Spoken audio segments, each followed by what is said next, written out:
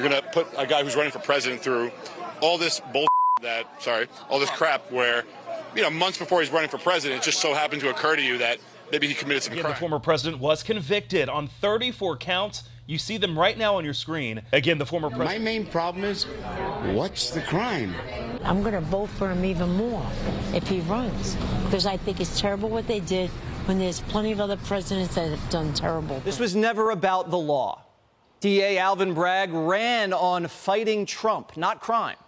And everybody, when they walk around New York, knows he did his job. I did my job. Our job is to follow the facts and the law without fear or favor. And that's exactly what we did here. I did my job. We did our job. Many voices out there. But just so everybody understands, Donald Trump, no matter what happens in this case, can still become the president of the United States. There's nothing that stops the voters from if the party nominates him, even if he's say that he is sentenced to jail and he's in jail during the convention, they could still nominate him. Voters could still select him. That much could still proceed. This is telling you what their game plan is going to be. Listen very carefully, folks. Go ahead. This is long from over. Thank you very much. Why should voters vote for a convicted felon? Are you going to drop out? Okay, pause it. Why should voters vote for a convicted felon? Just remember, that was the first question. Whoever she represented, that voice, that's what they're going to be going with the next 4.5, 5 months. Okay, so brace for impact. That's what we're hearing. The Biden campaign salivating at the opportunity to call their opponent a convicted felon. Americans now have to decide, regardless of their politics, do they want to send a convicted felon back to the White House? The effect of all of this legal jeopardy and now this felony conviction on candidate Trump for 2024. The president of the United States, the former president of the United States, for the first time in the history of this republic, is now a convicted felon. I mean, just we have to get used to that. A convicted felon. Donald Trump is a convicted felon. It is staggering to me. They've taken it too far to where they've awakened independent minds like yourself. Sure, I think this backfired on them completely. They've taken it too far to where... My message is this is probably the greatest president we've had since Abraham Lincoln and the founders. What's going on, trying to stop him from being president, is so un-American. This has made him more appealing to someone like me, and even people who I talk to on a daily basis who may not even like him as a person, but the idea of him being perhaps thrown in jail would be crazy. Like, what kind of country is this? Why did he be here? Because I think somebody has to stand up and say, this is invalid. You can't do this kind of law. This destroys American jurisprudence. The message is it's going to backfire on the Democrats. It's going to backfire on Sleepy Joe. It's going to backfire on Alvin Bragg, and Trump is going to win.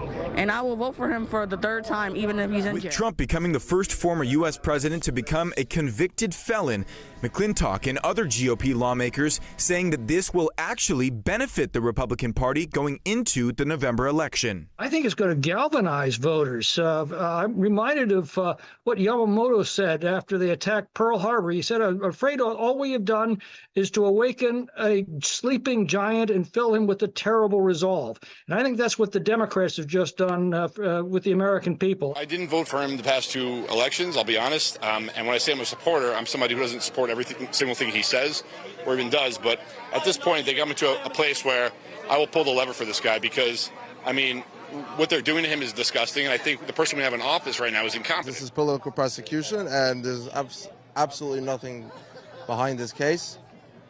And I hope they appeal it. Trump will appeal and will almost certainly win on appeal, but not until after the election. Trump will appeal. This is a historic moment. We all have to take a breath.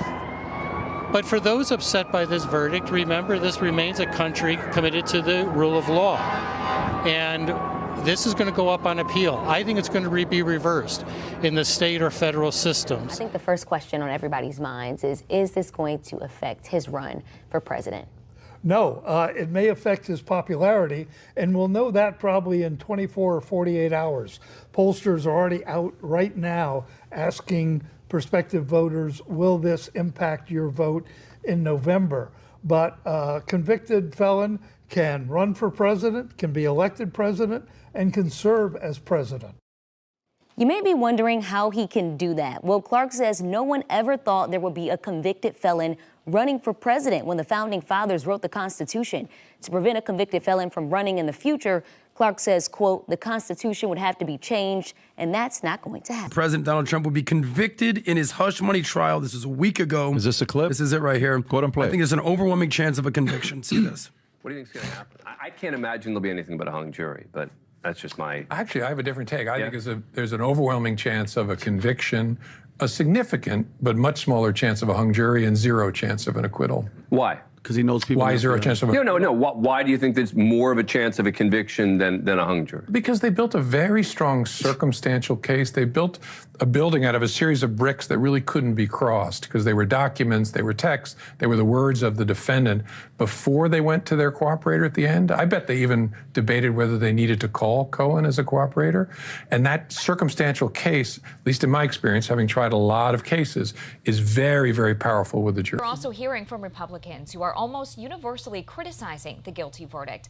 Wisconsin Republican Senator Ron Johnson says he thinks the verdict is a, quote, travesty of justice, and he believes, quote, our judicial system will never be the same. Johnson then continued, posing the question, quote, how can this not be considered the most egregious example of election interference?